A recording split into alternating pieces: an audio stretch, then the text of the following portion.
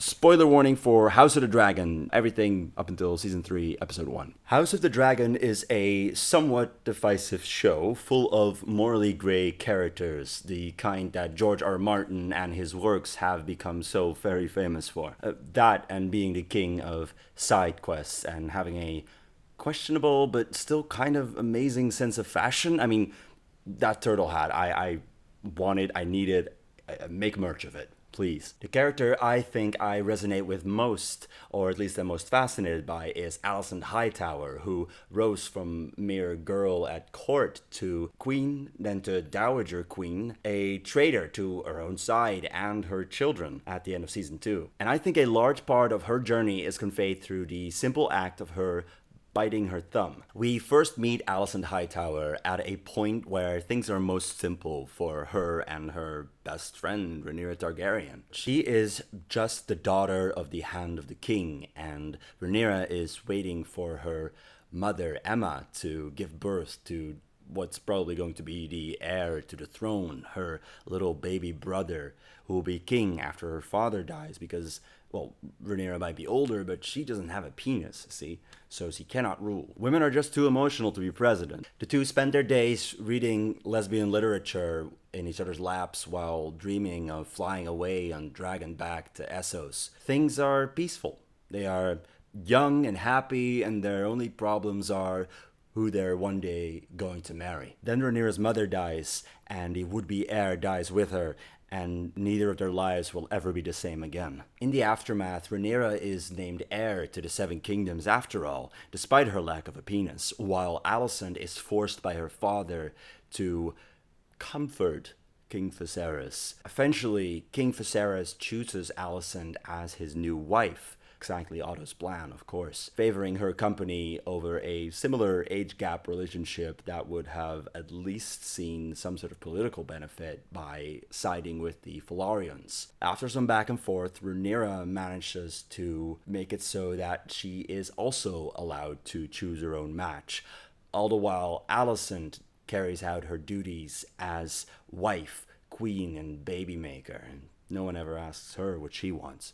Alicent begins to act more matronly and maturely at this point, while by all measures still being a child. Rhaenyra is exploring womanhood too, but while Alicent is diving headfirst into motherhood and her very own episode of 16 and Pregnant, Rhaenyra is enticed by her dominant, aggressive Uncle Daemon into exploring her burgeoning sexuality in a pleasure house. Alicent, meanwhile, is performing her duty with this sweet old man, but an old man nonetheless. So when tales of this trip spread, Alicent questions Rhaenyra, demanding her to tell her the truth of it. Rhaenyra lies, but Alicent wants to believe her. Then she finds out that she had sex with her Kingsguard and sworn protector, Sir Criston Cole. And I think this is in some way the biggest turning point of the show, at least for Alicent and Rhaenyra's relationship. Because Rhaenyra's betrayal of Alicent's trust is the final straw that thrusts her into fully committing to her family's cause, the Hightower cause, by wearing that gaggy green dress to Rhaenyra's wedding, green signifying the color of the Hightower beacon in Old Town whenever they go to war. Alicent has performed her duties very well, 4 times at least, and while she is rather bitter about Rhaenyra shirking her duties while she herself was, again, doing this over and over again, she also has to contend with the fact that Rhaenyra might have to work a little harder because of her lack of a penis to secure her claim, so to speak. So the friendship's over, the girls are fighting, and Alicent has Rhaenyra's former lover under her thumb. Right. Thumb. I was going to talk about Alicent's thumb. And I'm pretending that I forgot about that for the performance of the video, and like I didn't write it down in this script right here. After the 10-year time skip, we don't actually see Alicent fiddling with her thumbs as much as when she was a child. It actually doesn't happen again until the end of season 2. Actually, that's not entirely true. Alicent does still fiddle a lot with her rings and with her arms. Notably, her thumbs aren't red anymore, so the habit is clearly something she has been suppressing. She only does it 2 more times in season 1, right after Viserys' death, when she is plotting with Otto about what to do next, and when she basically orders Larys Strong to burn down Mysaria's house. Let me talk first a little bit about what I think the whole thumb situation signifies. Because contrary to what a lot of annoying people nowadays might argue, when it comes to art, it is that deep. It is. The curtains aren't blue just because it's a pretty color. The camera is zooming in on the blue curtains swaying in the wind because it means something. That is how it works in a well-crafted story. You are the most comely girl in court. Why do you destroy yourself?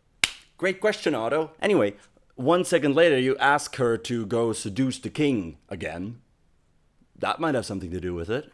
In the 5 episodes that we see young Alicent, there are 14 separate instances where we can see her scratching or biting her thumb, with 2 close-ups, not counting moments where she seems to be fiddling with her hands, but they're off screen. In fact, the very first time we see young Alicent do it is when she enters Queen Emma's room in her 2nd scene in the show, which I think sets the pattern. Alicent scratches her thumb whenever she is nervous. I know that might seem obvious, but by establishing this, we can glean insight into her change when it comes to scratching her thumbs. When we very first see Alicent, she is coming to meet Rhaenyra, and she's comfortable. There's no scratching in the scene at all. When entering Queen Emma's room, it begins. Something doesn't sit well with Alicent. Perhaps it's the presence of a powerful royal, or the vision of motherhood that she might one day have to endure, and she also recently lost her own mother. At the tourney for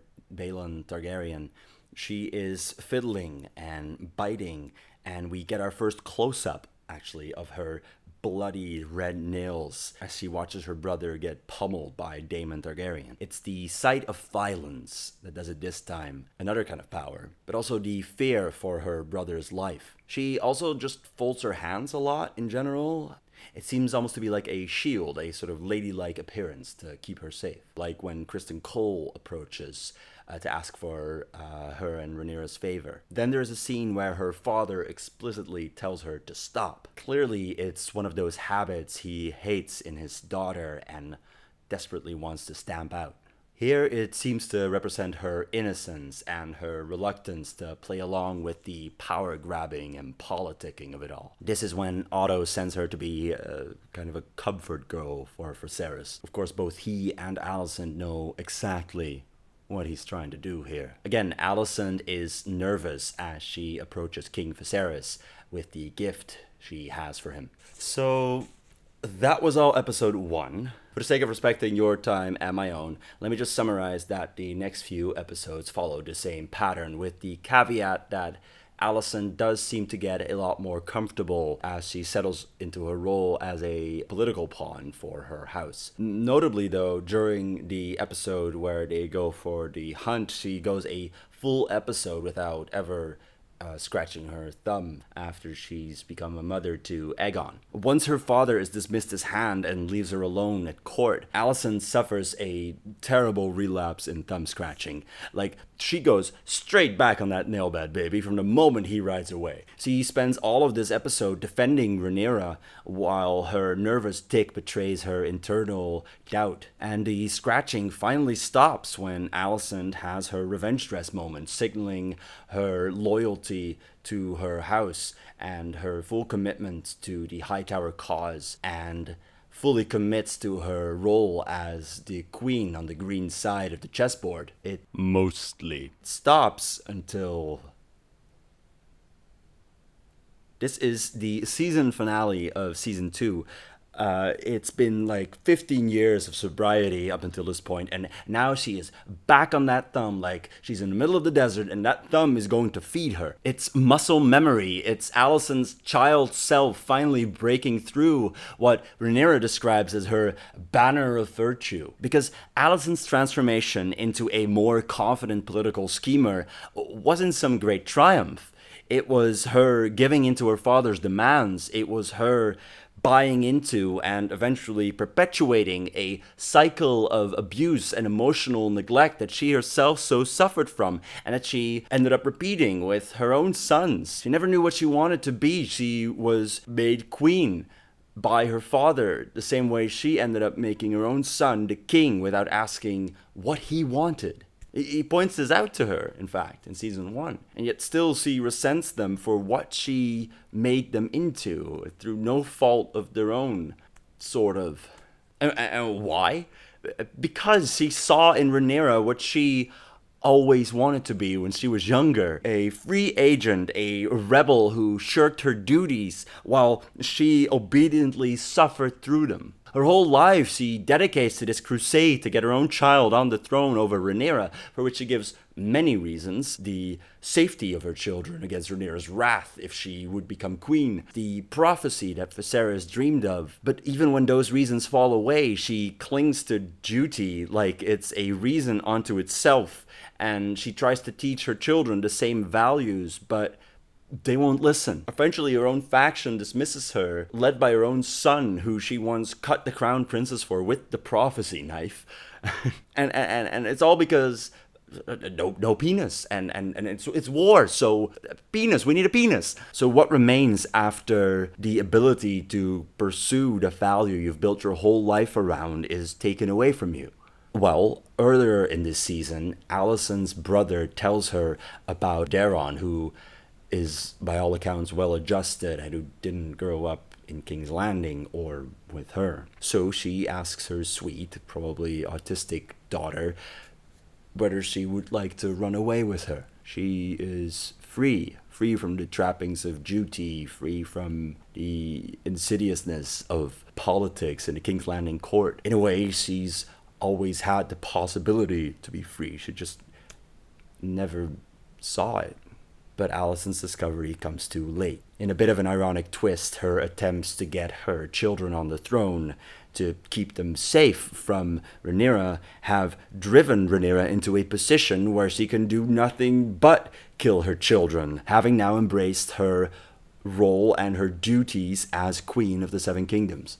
This moment, this last chewing of the thumb, comes right before Alicent chooses to give up her allegiance to her own side. She has decided to open the gates for Rhaenyra, to let her into the city as a conqueror. She does plead for her sons' lives one more time, but Rhaenyra insists. Alicent chooses, in the end, to commit to what she set out to do here on Dragonstone. And though it clearly doesn't come easy to her, her thumbs remain unscathed. And while Rhaenyra is now the one beholden to history and lineage and duty, Alicent is now free to choose the path she wishes. And we see in season 3 that frightens her, because Alicent's right back at it. We see her scratching her thumb as she starts manipulating her son into running straight into his death. And I was baffled to see that Rhaenyra is now scratching her hands as she's locked up by her own son in her bedroom. I don't even know how to begin unpacking that one. There's a whole nother video necessary for that. But you can bet your ass that for whatever time Alicent is left on this show, I'm going to be on Thumb Watch, baby. And I hope you are too. Thumb Watch. Look what my thumb can do. I need to show this. This is crazy. Look, it's 90 degrees.